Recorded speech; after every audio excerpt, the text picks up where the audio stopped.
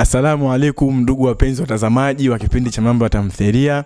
Leo tuko hapa katika kipindi chetu na producer mmoja mkubwa sana ambaye anapatikana pale Tanga. Tumemwalika katika kipindi hiki ili tuweze kuongea naye mambo mawili matatu. Asalamu alaikum. Wa alaikum salam wa rahmatullahi wa barakatuh Sheikh. Kwema? Kwema kabisa. Producer, bila kupoteza muda nilikuwa naomba nifahamu majina yako. Majina yangu yote matatu, mimi naitwa Hassani Suleiman Msiziro. Producer, katika utengenezaji wako wa tamthilia zako nyingi sana zifuatilia. Ila katika tamthilia moja hapo unatokea kuipenda inaitwa tamthilia ya Kivuli.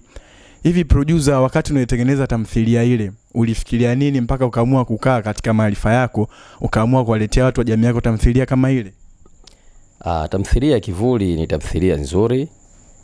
Unajua sisi maproducer tuna kitu kimoja, unapotaka kuandaa story basi unaangalia na sehemu unaokwenda kufanya.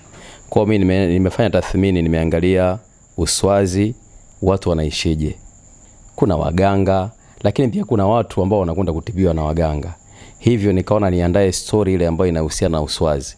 Na ukienda kuangalia ile story ya Kivuli ni true kabisa, ni ukweli kwamba ndio uhalisia wa Uswazi.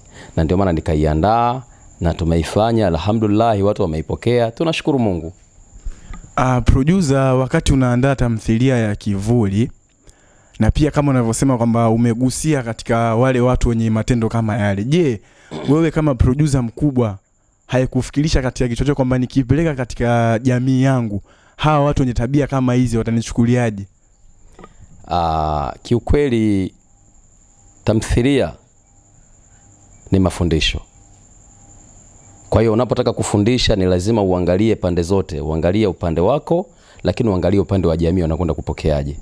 Kwa maana pale sisi tumekwenda kufundisha, kufichua mambo ambayo yamejificha ambayo jamii hawafanyi nini, hawayajui. Tumekwenda kuyafichua, kuyaweka wazi ili jamii ijue kwamba wachawi wako vipi na waganga wako vipi na watu wanaokwenda kuaguliwa wako vipi. Kwa hiyo tumeweka wazi tu. Kwa hiyo mimi nimeona kabisa jamii wamechukulia vizuri kwa sababu wameelewa zaidi.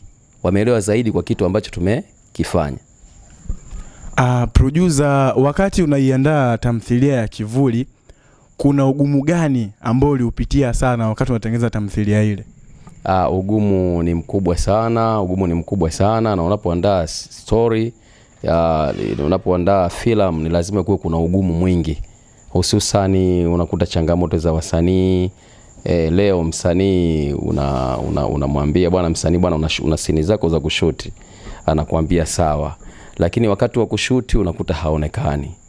Sawa, sasa hizo ni changamoto za wasanii, lakini yote kwa yote kwamba tunapambana nayo kwa sababu tunashuti kibongo, tunaenda kibongo, basi tunaenda tunafikia wakati tunafanya kitu kizuri.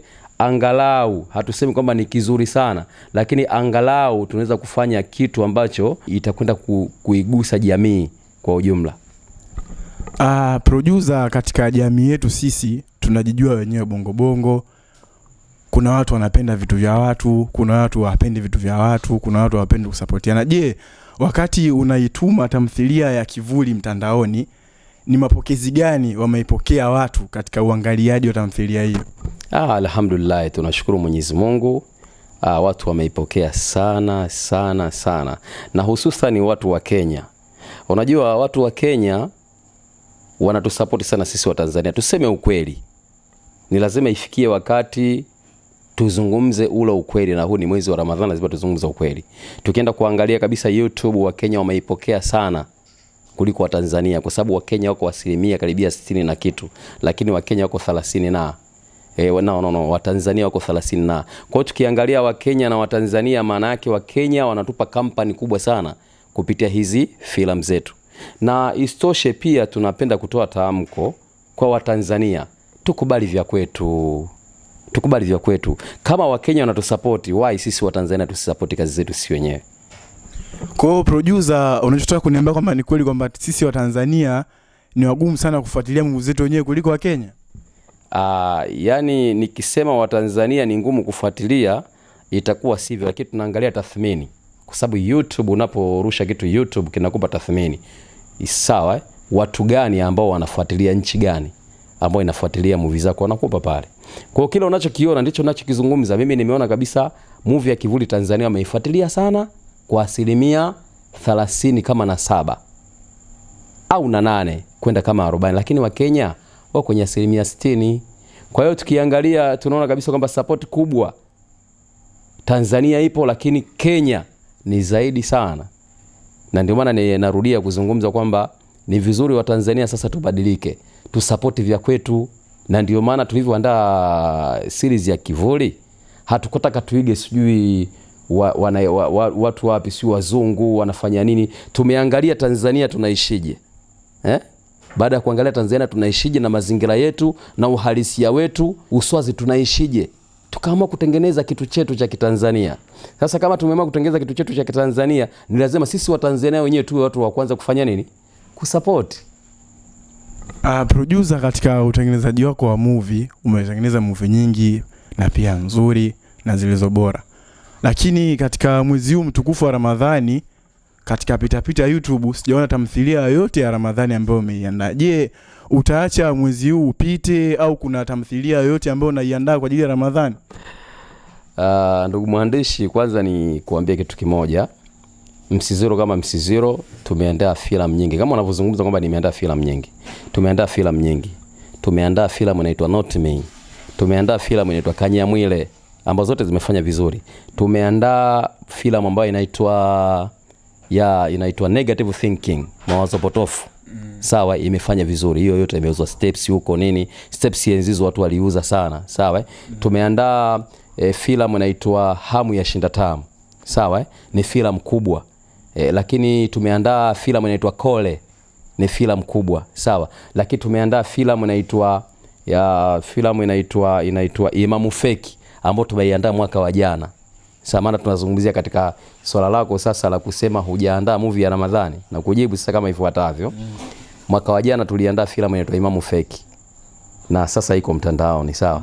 Lakini surprise ya mwezi mtukufu wa Ramadhani mwaka huu tumeandaa filamu nzuri kabisa inayotambulika kwa jina la Maadili. Tumeelewa vizuri Tumeandaa filamu nzuri kabisa ambayo ni surprise ambayo inatambulika kwa jina la Maadili.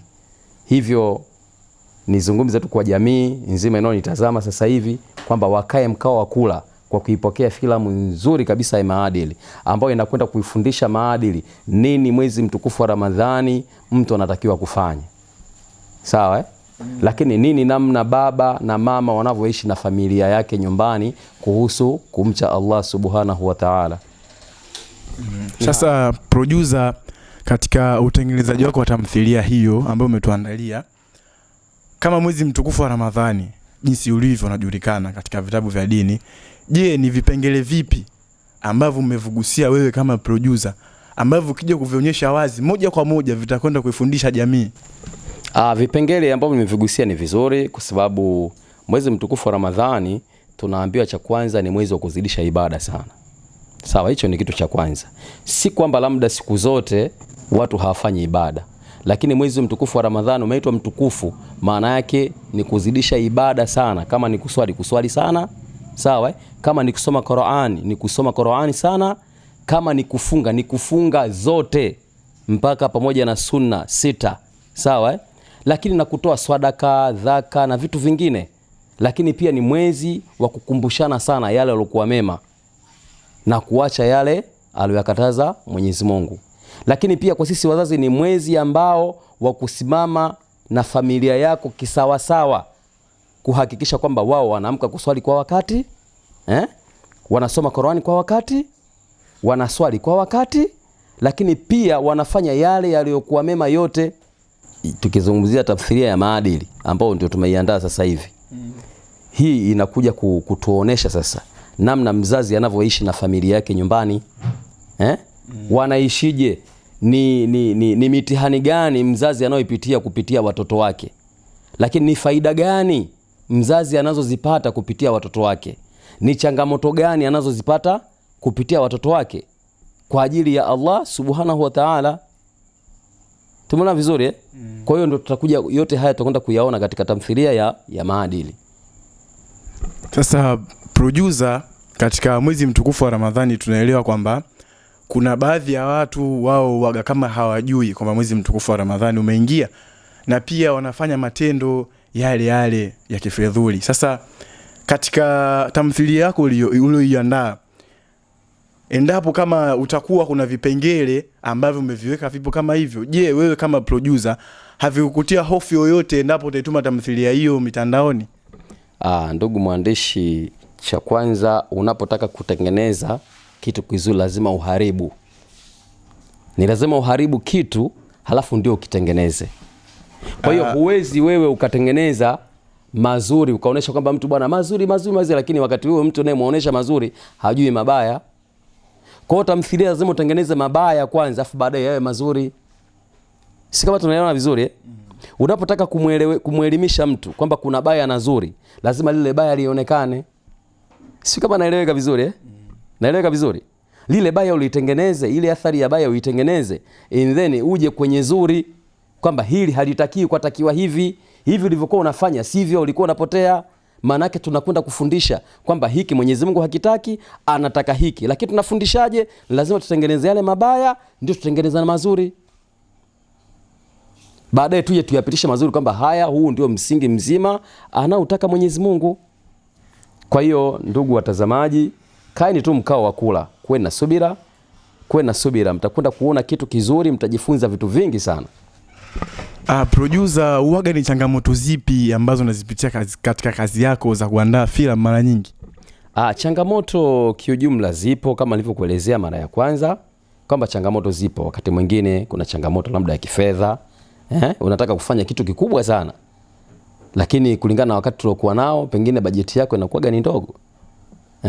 Lakini pia unataka kushuti na wasanii wengine ambao wana hadhi ili jambo lako liwe zuri, lakini wakati mwingine kulingana na kipato, basi inabidi utengeneze mazingira ya kuweza kufanya angalau wawe wanafanana lakini kama hawafanani, lakini kitu kiwe kizuri. Unaona? Lakini changamoto nyingine kama nilivyokueleza mwanzo kwamba kuna changamoto za wasanii. Wasanii mara nyingi sana hawaelewi wanachokifanya. Wasanii ni watu ambao akiamka asubuhi akiambia bwana kuna kushuti, basi anakwenda akiwa na mawazo yake kichwani, akiwa na hesabu zake ambazo keshazipiga. Tumeelewa vizuri? Nazungumzia hivyo, hii ni kwa faida ya maproducer wengine, lakini pia ni kwa faida ya wasanii. Msanii yeye anataka kushuti alipwe, kitu ambacho ni tofauti kabisa. Mimi mwandaaji naandaa story, naandaa budget, naandaa kila kitu, naandaa kukuproduce wewe, naandaa wewe ni sanaa yako niipeleke mahali fulani. Mimi napata nini? Sipati chochote. Sawa? Lakini nani anapata faida kati ya mimi na yeye? Kwa sababu yeye tayari msanii atakwenda kuonekana kwenye jamii, ataonesha kipaji chake ambacho pengine jamii ilikuwa haikitambui. Lakini kupitia mimi msanii huyo atakwenda kutambulika, si ndio? Lakini kipi nitakacho kipata mimi kupitia msanii huyu? Maana yake mimi inabidi nisubiri sana. Huenda pengine nisipate chochote, lakini yeye atakuwa kapata kitu. Sasa msanii unamwambia bwana haya njoo sasa. Kwanza anakuambia mimi nahitaji kushuti, nahitaji bwana sana. Lakini mwisho wa siku akishashuti kama movie moja basi ndo anahitaji malipo. Sasa malipo hayo unayapataje? Ikiwa kama sisi tunafanya kazi kwa pamoja, tuangalie tumefanya nini, tumefikia wapi, tumefikia kwenye pesa, tupate pesa. Kabla mtu hajapata pesa msanii ataka kulipwa. Hiki kitu kidogo wasanii kinakuwa kiko tofauti. Kiko tofauti kidogo. Inabidi wasanii wawe wavumilivu sana, wawe wastaarabu, wajue kuna kipindi cha pesa kikifika kinajulikana. Wapo wasanii ambao ukimuita tu unajua huyo ni pesa. Kesha jibrand tayari, alishapata tabu sana.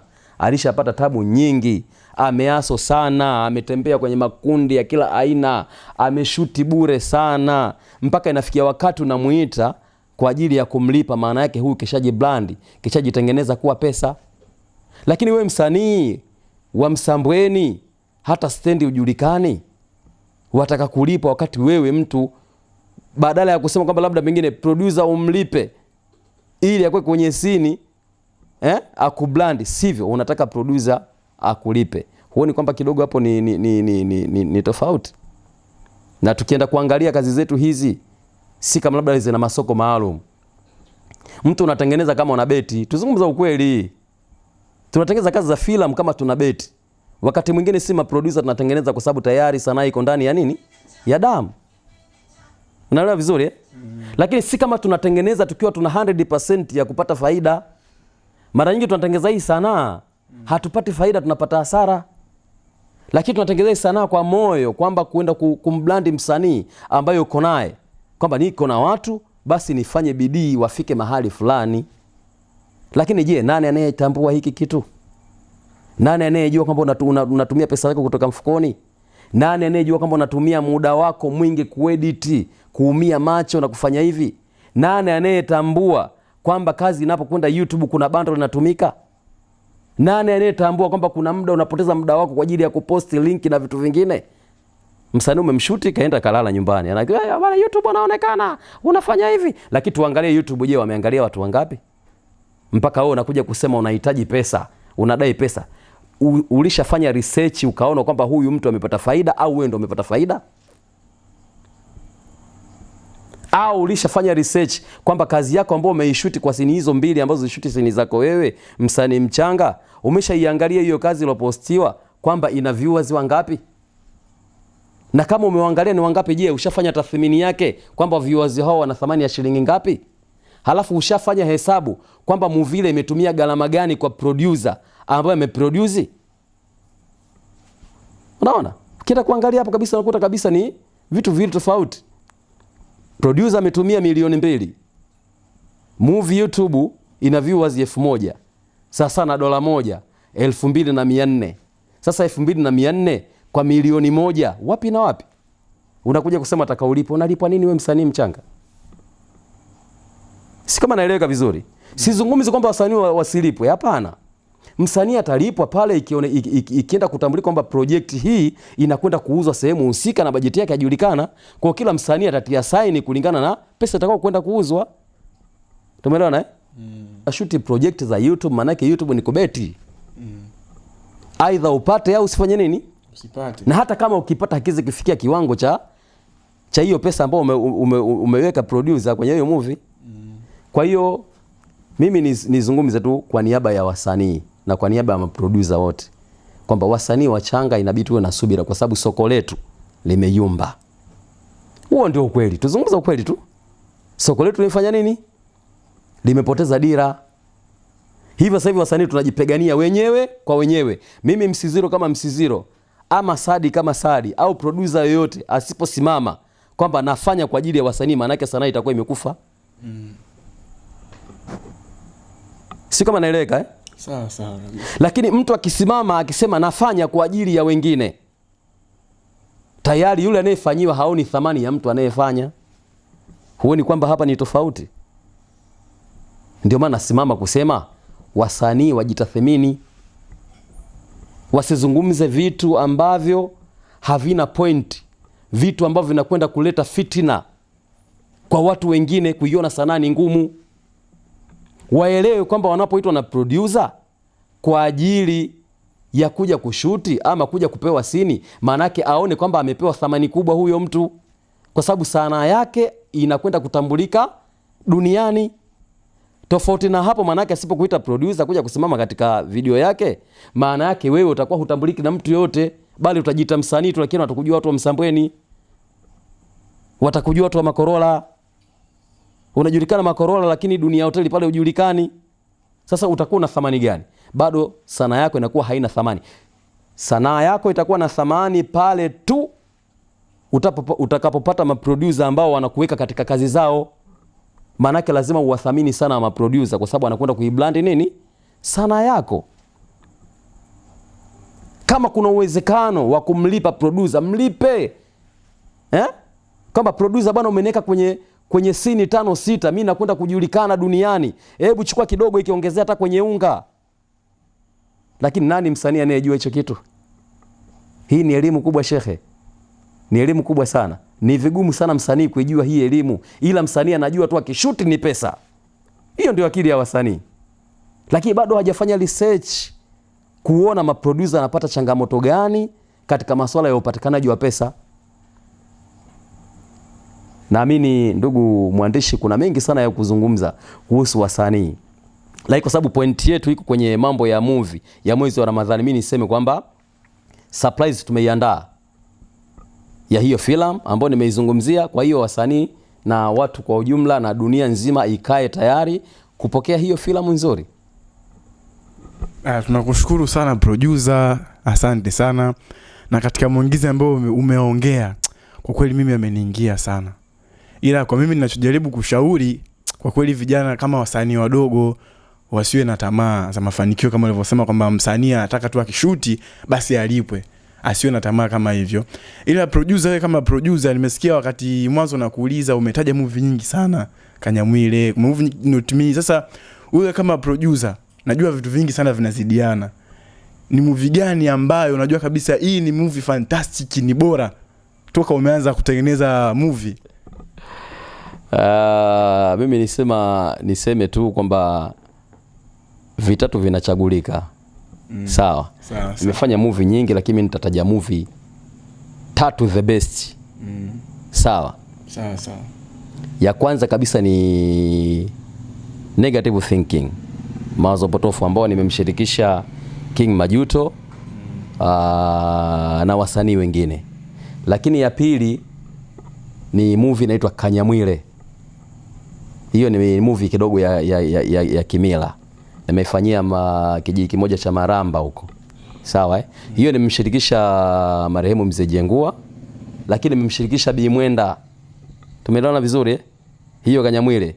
Na wasanii nimechukua wasanii kutoka Tanga wengi nikaweka kambi. Na nimechukua wasanii kutoka Korogwe na nikachukua wasanii kutoka Maramba. Kwa hiyo maana pale tulikuwa tuko watu wengi sana. Na ile movie imenigaramia kama 2,600,000 kadhaa hivi. Kwa budget ya chini kabisa ambayo nimeipigia, kwa sababu nilifanya kwa budget ya chini sana. Lakini wasanii pale walikuwa nakula.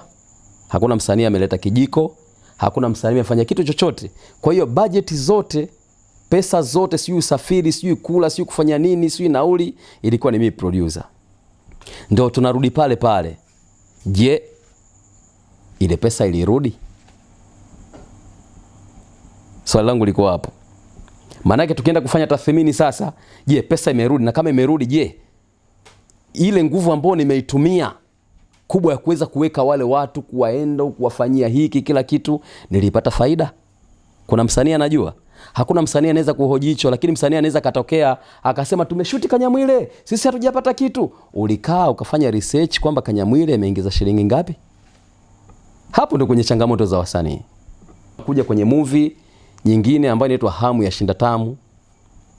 Changamoto pia hazikosekani, lakini ni movie ambayo nimeifanya kwa ukubwa. Hamu ya Shinda Tamu nimemshirikisha King Majuto vile vile, lakini nimemshirikisha Bi Mwenda, lakini nimemshirikisha Silimu Omari, lakini nimemshirikisha Lukai Lukamu na wasanii wakina Flora Majuto, wakina nani, wasanii wengi. Na nilikuwa naweka hoteli. Wasanii walikuwa wanalala hoteli, wanakula chakula, hawapiki.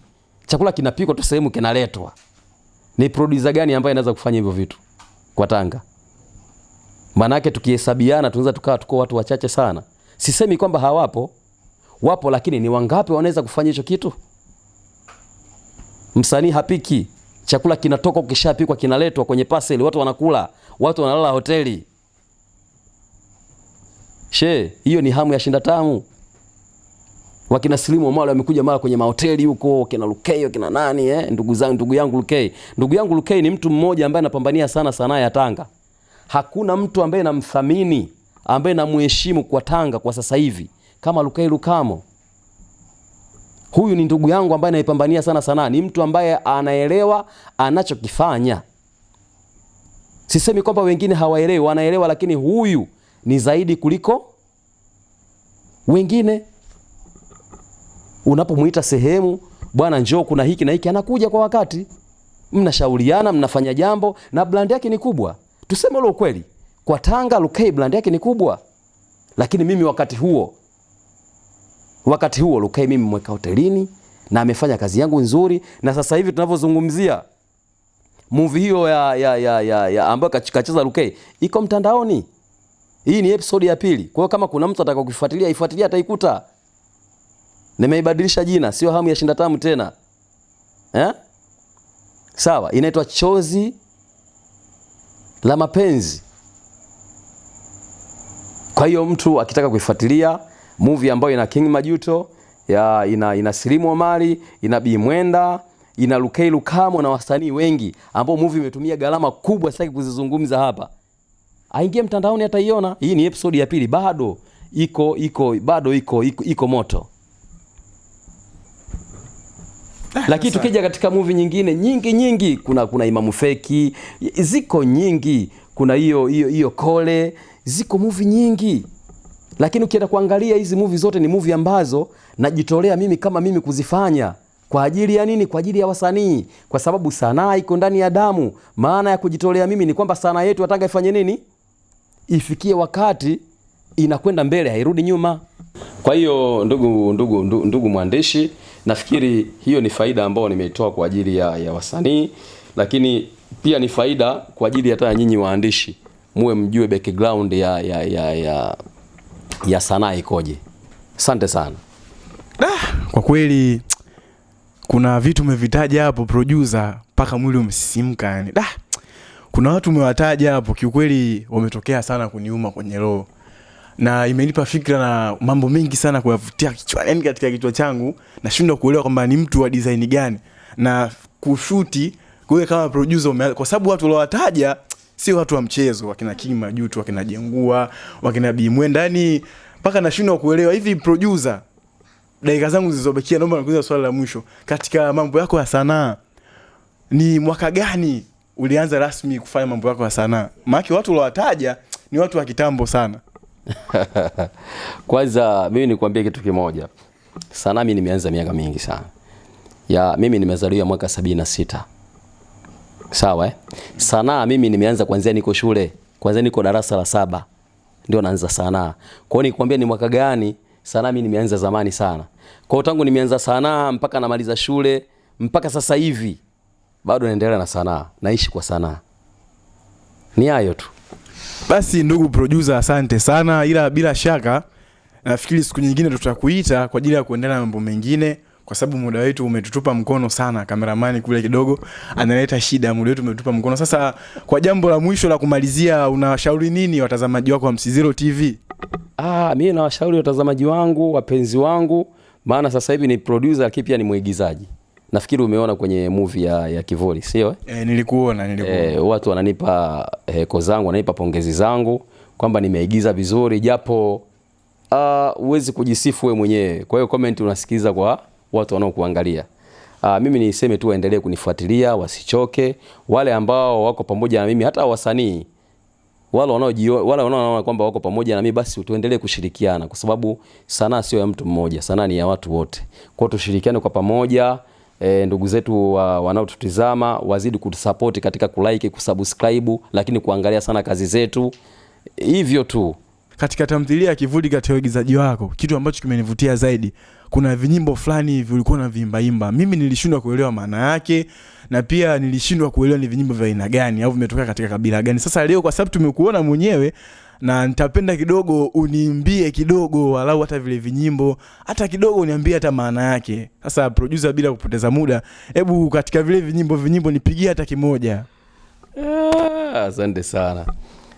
Kwanza kama nilivyojitambulisha kwa mara ya kwanza kwamba mimi ni director, ni producer, ni cameraman, ni editor, ni final editor, nina vitu vingi ambavyo niko navyo, lakini mbali ya hapo mimi ni mwigizaji pia. Sasa japo sipendi sana kujiweka mbele ya kamera, lakini mwigizaji. Kama ulivyoona katika tamthilia ya Kivuli, maana Kivuli ziko mbili, kuna season 1 na season 2. Sawa? Kuna kitu kimoja tu nikumbushie labda wale watazamaji wetu wa channel ya Msizilo TV ambao walikuwa wananiangalia kule. Naigiza kwa serious. Mnataka nyama gani? Ya ng'ombe, ya mbuzi au ya bata? Sawa kabisa. Lakini kuja katika tamthilia season 2 kuna vile vinyimbo ambavyo tulikuwa naimba. Vile vinyimbo ni vya Kisambaa. na tafsiri zake nitazizungumza baada ya kuimba kidogo. Sewa Wasambaa, kaeni tayari jamani wa kusikiliza, maana naona Wasambaa leo kaeni tayari.